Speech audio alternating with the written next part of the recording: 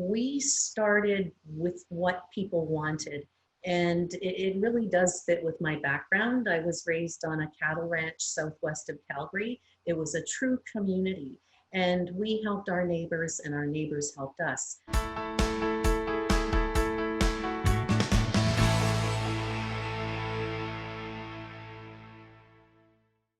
In this video, you'll meet Micky Fleming, who's the president and CEO of Cherish at Central Park in Victoria, BC. And in this video, you'll hear about the benefits of living in an independent residence. You'll also hear about the unique process in consultation that went into building the residence. And you'll also hear about occasions like Mardi Gras that make Micky's job such a pleasure for her to do. So why don't you start by telling us 3 things that you love about your job?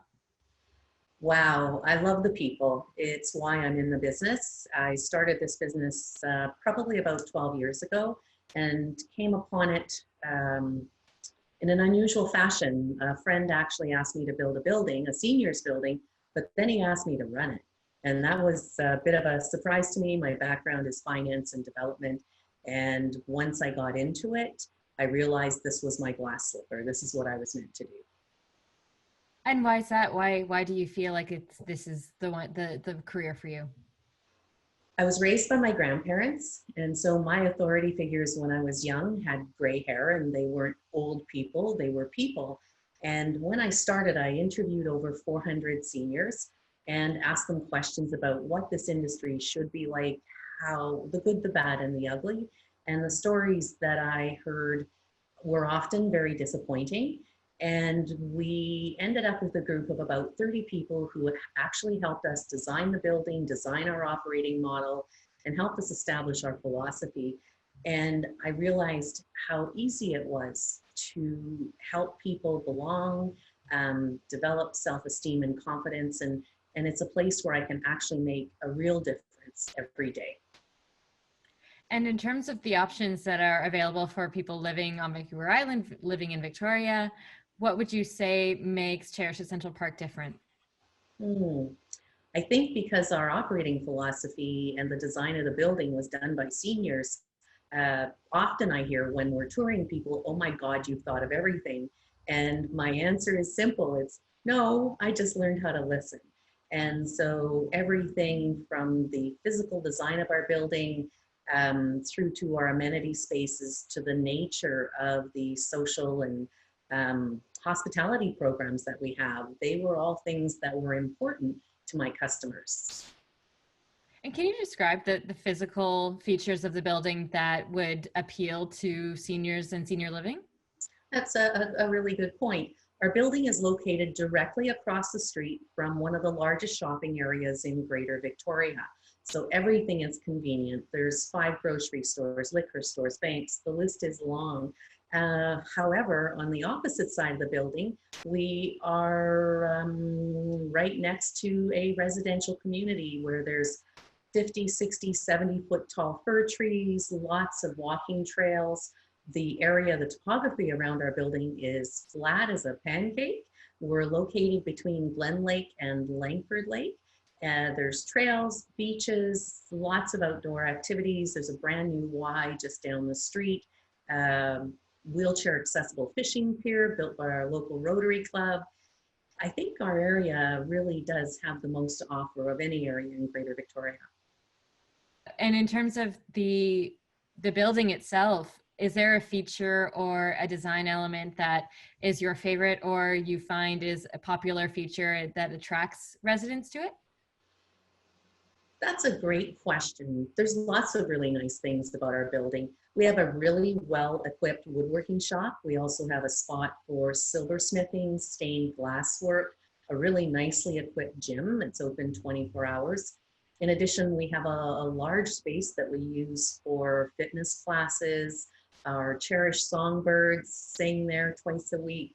We have a 6-hole putting green in our courtyard. We have a community garden. We have a very active gardening group, the Grow Getters. They're all awesome. We also have an art studio. We have a billiard room that has a poker table. Poker is way more popular than I ever expected. We have a guest suite. We have a therapeutic bathing room. We have a theater. Courtyard Lounge, and of course the Jazz Bistro is very popular. We do happy hour there, live music twice a week. In the summertime, we like taking the music outdoors in the courtyard. So that kind of gives an idea of the kind of activities and programming that you offer residents who live there. Are there any other avenues that a resident can take to request new things to be added, or request certain outings for the residents? Great question, Carly. How Leisure works in our building is we have a meeting mid-month every month, and anybody that would like to join us can. At that meeting, our leisure coordinator asks people what they're interested in, where they would like to go. We put out a sign-up sheet. If we get 8 people that are interested, we'll work the trip in or the event in. For example, we had a lady move here directly from Toronto. She liked playing euchre. And being that euchre is an Ontario game, I happen to know it because my husband's from euchre, but we actually taught 8 people how to play euchre, and now we have 2 tables every Sunday evening. And that's because of Vilma. She wanted to play euchre. So we figured out how she could, and it's a great game and everyone enjoys themselves. So our social programming really is tailored to our residents. That's how the Cherish Songbirds came about. My residents wanted to do karaoke, so we went to work and got all the gear to do karaoke. Everyone ended up singing together, so they became a group. And then we had Maxine move into the building, who managed a large choir in Toronto, who said, do you think they'd mind if I gave them a couple of pointers? And I said, I think they'd enjoy that. So now they actually are a choir. New members are always welcome. Like Maxine says, the voice is something like any muscle, the more you use it, the better it gets. And before COVID came, they were actually invited to sing at a old folks home, and we bundled them into the bus, and they did a wonderful performance. And so now we're getting them t-shirts with their own logo. So really here, the social programming is very personalized. And you just mentioned a couple names off the top of your head who came from Toronto specifically. So out of the people who eventually move into Cherish at Central Park, is there a good mix of people who are from the area, just looking to stay local at this point in their life, and those who are coming from outside of the area who see the residents as a destination of sorts? It is a destination. About half of our residents do come from the local area, and about half come from away, as we would say here in Victoria. We also have a much higher percentage of gentlemen, and I think that's because of our action adventure movies and workshop and other things like the putting green. It's just over half, about 53% come from the local area. And I think with our lovely weather in Victoria, our flower count in February, walking trails open all year long, I definitely believe we're a destination location. And is there another kind of trait that you find unites the people who come to Cherish at Central Park, if that's a desire for a certain lifestyle or another feature that is attractive to them? That's another good question, Carly. Because we don't come from the industry, we started with what people wanted. And it really does fit with my background. I was raised on a cattle ranch southwest of Calgary. It was a true community, and we helped our neighbors and our neighbors helped us. And that is the culture here at Cherish. We are very much a family-oriented building. My husband of 39 years is our head chef. My father-in-law lives in 401. My sister's my business partner. We help each other here, and our residents become true friends. It's wonderful to watch. And it's interesting that your husband is the chef, because I find all these conversations eventually lead back to the food. So do you have a favorite menu item? Oh my goodness, they're all good. We make homemade bread here every day. We have 4 choices for dinner, 4 choices for lunch. My favorite menu item, well, I'd have to admit, it's the baby back ribs. We make our own barbecue sauce. So they are slow roasted for hours. In fact, one of the sons says we're his new favorite restaurants. He has thirds when we have ribs. And how do you go about building the menu? First of all, nutrition is extremely important. So our meals have to be balanced. And with that, we don't have a standard rotation, although there are certain things on our menu that I think we have a mutiny if we took off. Roast beef and Yorkshire pudding on Sundays, roasted chicken, our ribs, for example. But chef uses creativity. For example, this Friday, we're doing an Italian themed dinner, and the menu is just over the top, looks fabulous. And in fact, I said to my husband, can you do this on our budget? And he goes, oh yeah. So he loves it. His grandmother started teaching him how to cook when he was 5. He did not do it as a career until about 7 or 8 years ago. He was afraid that he would lose his passion for it if it was a job. However, the pendulum has swung the other way. He's in his glory. We make our own cookies and squares. We peel our own potatoes. We peel carrots. I love taking people through the kitchen on a tour because all of my competitors say they cook. I'm the only one that I know cooks. And so I love showing people our kitchen. And is there a way for residents, like the programs and the activities that you featured, to request certain items, or if they have a favorite recipe, can they submit that to the kitchen? Yes, they can. In fact, the last one we tried was called cottage cheese pie. I had never heard of it before, but one of our residents said her mom made the best cottage cheese pie and she couldn't order it at any restaurant. So we tried. The first recipe really, didn't quite work out how she wanted. So we tried it again with a different recipe, and I think we hit the mark the next time. We absolutely are interested in ensuring that our residents do get food that they like. It's important. The meals are a very social time for us, for them. I eat here frequently, and as my husband says, the people in the kitchen would eat everything they cook. They enjoy food. And with all of that in mind, how would you describe the lifestyle at Cherish at Central Park? Is it on the active side, people are coming and going, or is it more on the slower pace, everyone keeping to the community specifically, or keeping to themselves? I think Cherish at Central Park is the kind of place where you can do what you want. We definitely have a few residents that are private.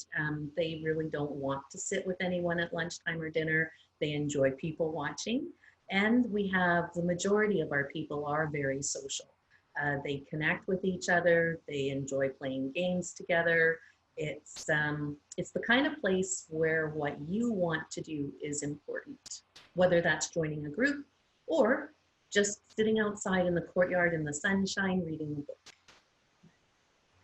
When you are discussing options with a new family or a resident themselves who are looking at their options, just coming to you at the beginning, and there's some disagreement about whether or not this is the right move to make, whether or not this is the right place, or whether they should be looking into this option to begin with.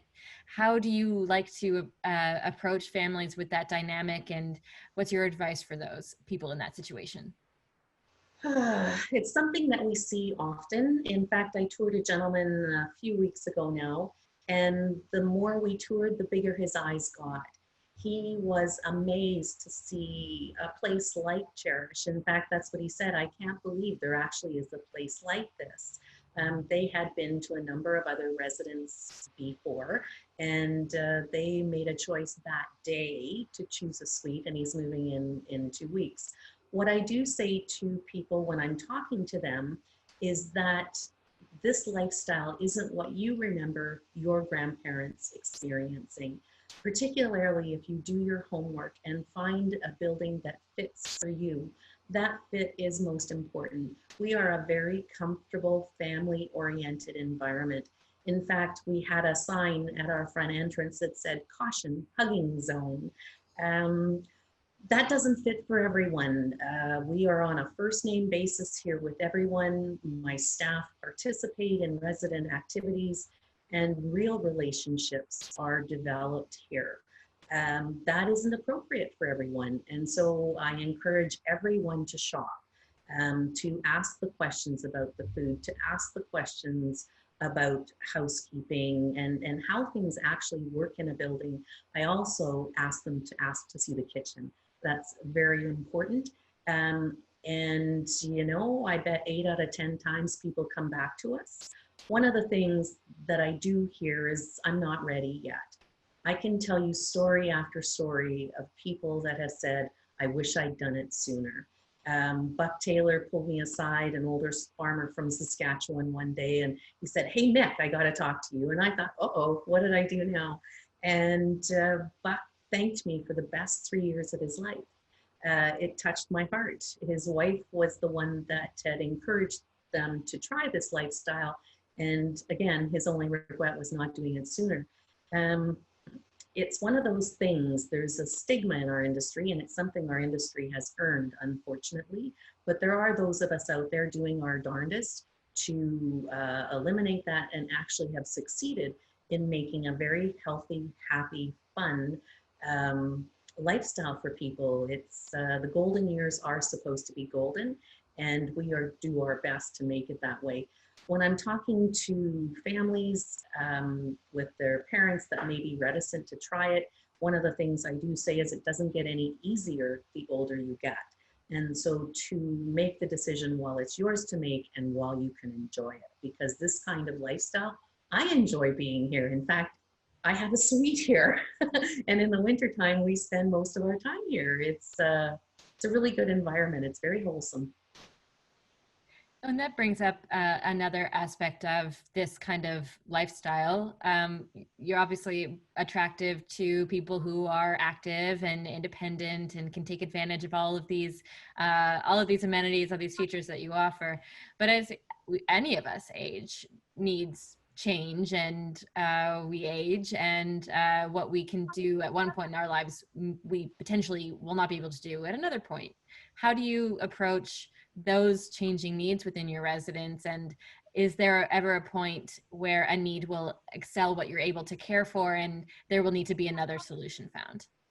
And when we interviewed and worked with the people, the 400 seniors I worked with, once they'd made friends, they did not want to move and have to pull up stakes and start over. Our building is independent living, which means supportive housing here in British Columbia. We do have something called cluster care in the building. We provide free office space to the health authority, and they have at this time 3 home care workers that just work in our building.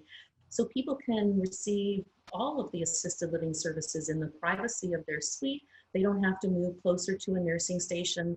Their neighbors don't have to know what's going on or have their personal affairs discussed at a nursing station. And so people can live with us.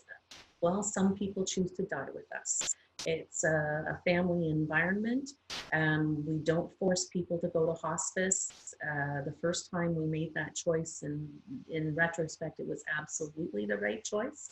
But there does come a time for certain people that we are not the right solution for them. We're not the safest place for them. If people become aggressive with other residents or staff, we just aren't set up to help them or do the right things. We don't have the training for that. And the other aspect is if people begin to wander. Our building, everybody has a key to the front door and people come and go as they please. For those that wander, we're no longer a safe place for them. And if that situation happens, and we see everyone every day and we can tell, and so we will reach out to the families and start working with them to find the right place for their parents. And then speaking of that, what channels of communication are open between the residents and families outside of the community that need to know, what's going on with their loved one, but also may want to attend an event or be aware of another program that's going on? Normally, we encourage family participation, both in events, in our activities. It's part of the whole family culture here at Cherish. During COVID, we have had to change that. We did follow the provincial health authorities' guidelines of a lockdown in April and March. However, we opened our visitor center in early May. This is an area in our front lobby with plexiglass screening. Family is essential to our residents. Social isolation is devastating for seniors, and we watch this, and I believe we had the first visitor center that was open and approved by the health authority. At this point in time, our residents have the family visits are certainly available. We have what we're calling essential family visitors. So we do some screening. 51% of our residents wanted to have family in the building with restrictions, and 49% were not interested in having family in the building. So working with our residents council, we came up with a compromise, and the compromise was that we would screen, we take temperatures with a non-contact thermometer. Our essential visitors do sign an agreement, which creates accountability. They are at this time required to wear masks. We do have a hand wash station outside our front door that we installed. However, family can come and go as they please to see their folks or their friends, and it's working really well for us. And is there an event or an occasion that you find yourself looking forward to every year? Oh, absolutely. Our social calendar is packed. We have live music, we have dances, but my favorite one this year was our Mardi Gras event. We had a three-piece jazz band, a wonderful seafood buffet, choices for people who don't care for seafood also. We had Mystic Ginger, the fortune teller. We had fire dancers in the courtyard, which are right outside our Belvedere room, dining room. It was a great evening. I had a lot of fun. We had several crafting events leading up to Mardi Gras where people made their own masks and their outfits. And we gave a $100 prize for the best mask. We had second, third, and fourth as well. And it was just a really great evening. And probably, I'm going to say 2/3 of the people stayed right to the very end at 9 o'clock. With your experience in the field, in the industry, what changes have you seen over the years in terms of what residents would like in this kind of environment or what they're interested in? And how has Cherish responded to those changes and meet those changes? With respect to the food, people are interested in more choices. I definitely think that is one of the biggest changes. And healthy food. For example, the soup we serve every day is homemade. It's homemade bone broth. We don't buy packages or powders. And I believe people are more health conscious. We see people walking more. We have an avid walking group. And more, I think, about personal freedoms. That may be my own personal orientation. However, independence and personal freedoms are what people are looking for. Our industry traditionally is fairly institutional, fairly top down. The medical model where doctor knows best, doctor tells nurse, nurse tells patient. Unfortunately, when you bring that to my world, you have management telling staff and staff telling residents. Well, that's kind of the opposite of us, and I definitely see a trend. Baby boomers want better for their parents, and so I know our industry is trying to respond, but if I quote a CEO from one of my very large competitors, they're not sure how yet. It's very difficult to turn a freight train on a dime. There's companies that own 200, 300, 400, 500 buildings, 1,700 buildings. We own one. And so it makes it very, very easy for us to respond to the individual needs of our residents. And so independence, personal freedoms, food, laughter, those are my recipe for success. And on that note, looking ahead, maybe 5 or 10 years into the future, are there any areas or ways that you see Cherish changing or growing? I do believe that food will become more customized. I'm not quite sure how to do that yet, and I'm not sure if it's because of the things we've been eating all our lives with the amount of preservatives and the move away from whole foods that happened in the 50s. But definitely we're seeing more people, it's only a small percentage right now with our particular clients, but people are celiac, lactose intolerant, gluten intolerant. I believe we're going to see more and more of that, which makes it more important to have whole foods and to be able to customize your menu. Now, in our industry at this point in time, our kitchens are not set up for short order, which is what that I think in 10 years will become due to our health conditions. I really do think what we've eaten our whole lives has had a not such a good effect. And finally, what's your advice for those who are either in the middle of their search or just starting out now? Congratulations, you're making the right steps. If you find the right building for you, I can tell you, and I don't want to sound like a marketing person, but if you find the right building, it's wonderful. You won't be at home watching TV alone for 14 hours a day. There'll be someone that either lives next door to you or will sit with you in the dining room that would love to hear your stories.